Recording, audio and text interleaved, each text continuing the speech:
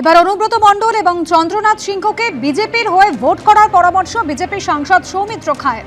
বোলপুরে চাকরি চায় বাংলা কর্মসূচি থেকে পরামর্শ সৌমিত্র খায়ের। কাজল শেখ অনুব্রতকে বলবো, জীবনে অনেক পাপ করেছেন, এবার সনাতনীদের হয়ে কাজ করুন, এমনই পরামর্শ সৌমিত্র খায়ের। মমতা বন্দ্যোপাধ্যায় টিকিট দিলেও বিজেপির হয়ে ভোট করুন, চন্দ্রনাথ সিংহকে পরামর্শ সৌমিত্র খায়ের। আর কি বলেছেন শোনাবো।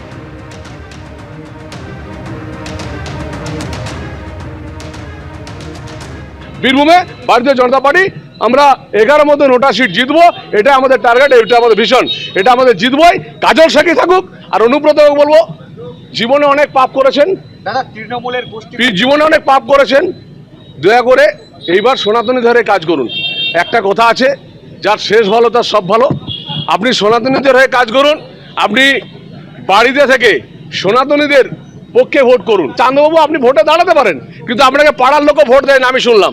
আপনি নিজে আক্ষেপ করেছেন। আপনাকেও বলবো, আপনাকে যদি মমতা ব্যানার্জি টিকিট দেয়, তা সত্ত্বেও আপনি বিজেপির হয়ে ভোট করুন, কারণ আপনাকে অস্তিত্ব রাখতে হলে, এখানে ঘর বাড়ি রাখতে হলে আপনাকে বিজেপির হয়ে বাঁচতে হবে।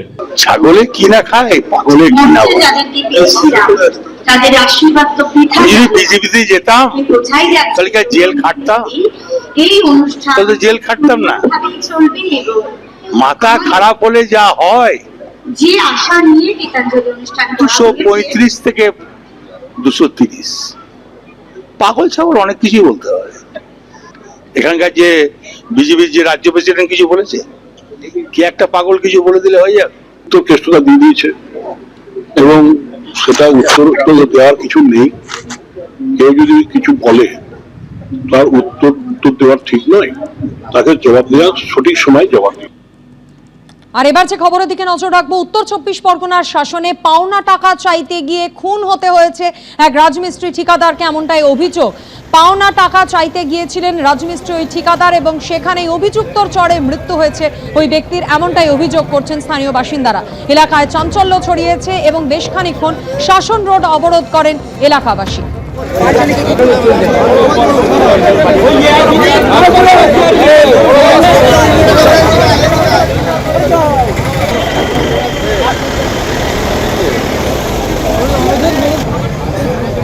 আরো বিস্তারিত আমাদের জানাবেন প্রতিনিধি সমীরণ পাল আমাদের সঙ্গে টেলিফোন লাইনে রয়েছেন।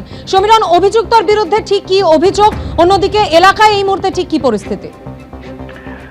মাধবী, এলাকায় এই মুহূর্তে যথেষ্ট উত্তেজনা রয়েছে যে অভিযুক্ত যে হাফিজুল ইসলাম, তার এখনো পর্যন্ত খোঁজ পাওয়া যায়নি। ঘটনার পর থেকে গতকাল রাত থেকে ফেরার এই হাফিজুল ইসলামের কাছ থেকেই টাকা চাইতে গেছিল পেশায় ঠিকাদার তথা রাজমিস্ত্রি এবং আহমেদ আলী, যার বয়স 35 বছর এবং তার বাড়িও শাসনে। এবং যখন টাকা চাইতে যায় তখন অভিযোগ যে সেই সময় এই হাফিজুল তার গলায় চড় মারে এবং তখনই সে রক্তাক্ত অবস্থায় মাটিতে লুটিয়ে পড়ে। বারাসাত মেডিকেল কলেজ হাসপাতালে নিয়ে গেলে চিকিৎসকরা তাকে মৃত বলে ঘোষণা করে এবং এই খবর আজকে সকালবেলা ছড়িয়ে পড়তে এলাকার মানুষ ক্ষুব্ধ হয়ে পড়ে। শাসনের রাস্তার উপরে কাঠের গুঁড়ি ফেলে অবরোধ করেন গ্রামবাসীরা। তাদের বক্তব্য যে হাফিজুল ইসলামকে গ্রেফতার করতে হবে, কেন হাফিজুল ইসলামের কাছ থেকে পাওনা টাকা চাইতে গেছিল আহমেদ আলী, তখনই তাকে কিছু বুঝে ওঠার আগে আচমকাই চড় মারে, তারপরেই মাটিতে লুটিয়ে পড়ে রক্তাক্ত অবস্থায়, তারপরে তার মৃত্যু হয়। হাফিজুল ইসলাম খুন করেছে এবং সেই কারণে তাকে গ্রেফতার করতে হবে এবং তাকে দৃষ্টান্তমূলক শাস্তি দিতে হবে, এই দাবিতে বেশ কিছুক্ষণ অবরোধ করা হয় এবং এলাকায় এখনো উত্তেজনা রয়েছে।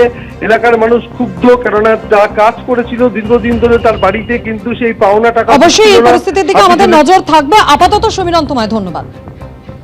এবিপি আনন্দ, এগিয়ে থাকে, এগিয়ে রাখে।